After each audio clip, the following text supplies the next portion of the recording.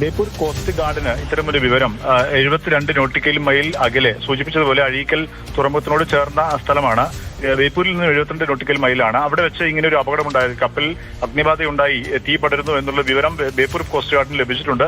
ഇവിടെ നിന്നും രക്ഷാപ്രവർത്തനത്തിനുള്ള നടപടികൾ എടുക്കാനുള്ള സന്ദേശവും ലഭിച്ചിട്ടുണ്ട്. അത് ഉടൻ തന്നെ ഇവിടെ നിന്നും സംഘം പുറപ്പെടുമെന്നാണ് പ്രാഥമികമായി നമുക്ക് ലഭിച്ചിട്ടുള്ള വിവരം. എത്രത്തോളം കാഷ്വാലിറ്റി ഉണ്ടായിട്ടുണ്ട് അല്ലെങ്കിൽ എത്രത്തോളം വലിയ അപകടമാണ് ഉണ്ടായത് എന്നുള്ളതിനെക്കുറിച്ച് പ്രാഥമിക വിവരങ്ങളൊന്നും ഈ ഘട്ടത്തിൽ അവർക്ക് ലഭിച്ചിട്ടില്ല. കണ്ടെയ്നർ ഷിപ്പാണ്. സൂചിപ്പിച്ചതുപോലെ തന്നെ ആ ഷിപ്പ് കണ്ടെയ്നറുകൾ കടലിലേക്ക് മറിഞ്ഞിട്ടുണ്ട്. ജീവനക്കാർ ഉൾപ്പെടെയുള്ളവർക്ക് ഏതെങ്കിലും തരത്തിലുള്ള അത്യാഹിതം അല്ലെങ്കിൽ അപകടം ഉണ്ടായിട്ടുണ്ടോ എന്നുള്ള കാര്യങ്ങളൊന്നും കോസ്റ്റ് ഗാർഡിന് ഈ ഘട്ടത്തിൽ വിവരം ലഭിച്ചിട്ടില്ല. അവർ പെട്ടെന്ന് തന്നെ രക്ഷാപ്രവർത്തനത്തിനുള്ള സംഘം ഇവിടുന്ന് പുറപ്പെടാനുള്ള ഒരുക്കത്തിലാണ് അവരുള്ളത്. ഈ ശ്രീലങ്കയിൽ നിന്നും മുംബൈയിലേക്ക് പോകുന്ന കപ്പലാണെന്നാണ് നമുക്ക് മനസ്സിലാക്കാൻ സാധിച്ചിട്ടുള്ളത്. പ്രാഥമികമായും അന്താരാഷ്ട്ര കപ്പൽശാലയിലൂടെയാണ് ഇത് സഞ്ചരിച്ചിരുന്നത്. അവിടെയാണ് ഈ അപകടം തീപിടുത്തം ഉണ്ടായത് എന്നുള്ള വിവരം മാത്രമാണ് ഇപ്പോൾ ലഭിച്ചിട്ടുള്ളത്. ഷഹീദ്, ഈ കപ്പലിൽ നിന്ന് കണ്ടെയ്നറുകൾ കടലിലേക്ക് പതിച്ചിട്ടുണ്ട്. അത് ആശങ്ക കൂട്ടുന്നതാണ്. എന്താണ് ഈ ചരക്ക് എന്നുള്ള കാര്യത്തിൽ നമുക്ക് വ്യക്തത ഉണ്ടായിട്ടില്ല അല്ലേ? തീർച്ചയായും ഇക്കാര്യത്തിൽ വ്യക്തത ഇനിയും ഉണ്ടാകേണ്ടതുണ്ട്.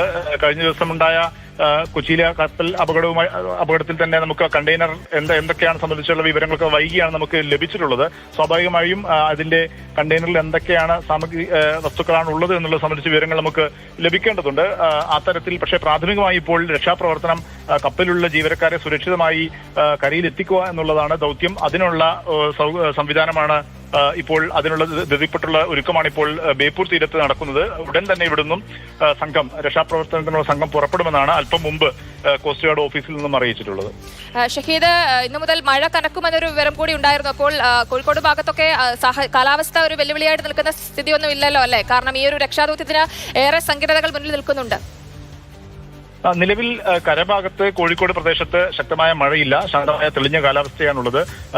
പക്ഷേ കടലിനകത്ത് എന്താണ് സ്ഥിതി എന്ന് നമുക്ക് അറിയാൻ കഴിയുകയില്ല. പക്ഷേ ഏത് സാഹചര്യമായി കഴിഞ്ഞാലും കപ്പലിനടുത്തേക്ക് പോവുക എന്നുള്ളതാണ് കോസ്റ്റ് ഗാർഡിന് ഇപ്പോൾ ലഭിച്ചിരിക്കുന്ന സന്ദേശം. അതുകൊണ്ട് അതിനുള്ള സംവിധാനവുമായാണ് അവർ ഇവിടെ നിന്നും പുറപ്പെടുന്നത്.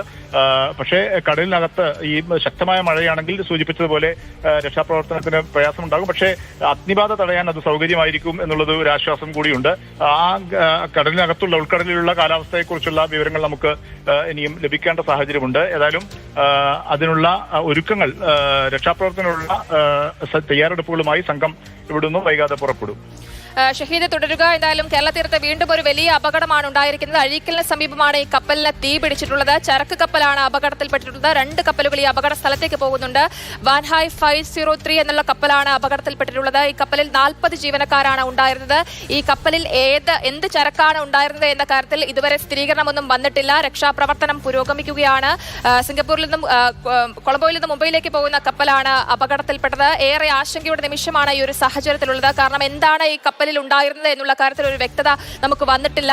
ധാരാളം കണ്ടെയ്നറുകൾ കടലിൽ പതിച്ചിട്ടുണ്ട് എന്നുള്ളതാണ് ലഭ്യമാകുന്ന വിവരം. എന്തായാലും രക്ഷാദൗത്യം തുടരുകയാണ്.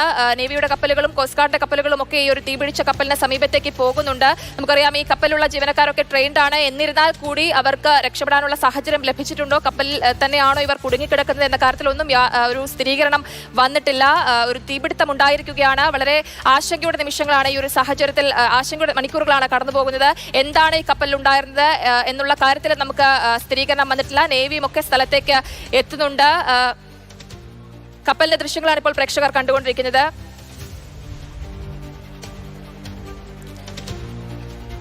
വളരെ ആശങ്കയുടെ ഒരു നിമിഷമാണ് ഇപ്പോൾ കടന്നു പോകുന്നത്. കാരണം ഈ കപ്പലിൽ എന്താണ് ഉള്ളത് എന്ന കാര്യത്തിൽ നമുക്ക് വ്യക്തമല്ല.